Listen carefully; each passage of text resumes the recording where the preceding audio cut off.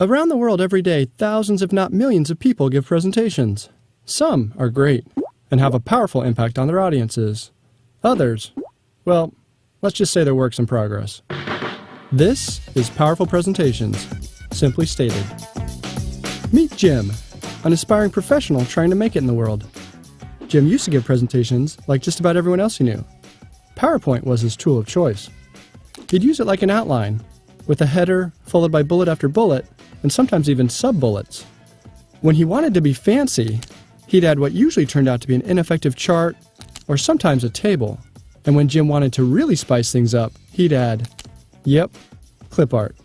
Unfortunately, Jim's approach would often confuse and bore people. This was a problem because he had important things to say, and because it was dimming his prospects for success.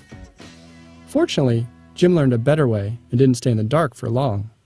Perhaps most importantly, he now focuses on the story he wants to tell. In doing so, he tries to follow a simple structure, with a clear beginning, middle, and end that links together his various points and builds to his conclusion. When formulating his story, Jim uses a simple pad of paper or sticky notes. Staying low-tech at this stage helps him think more creatively and stay outside the box.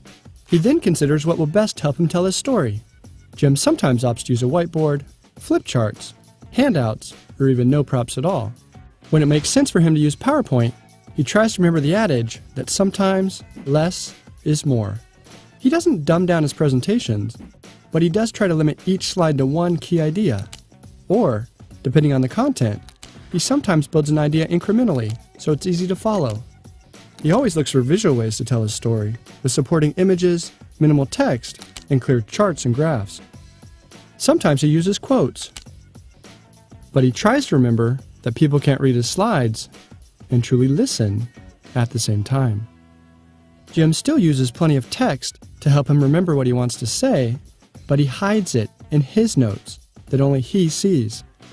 Jim's new approach takes more time, energy, and rehearsal. It's been well worth the effort. His audiences are now much more engaged and better understand and remember his presentations. And, as if that weren't enough, his pocketbook doesn't mind either. This has been Powerful Presentations, simply stated.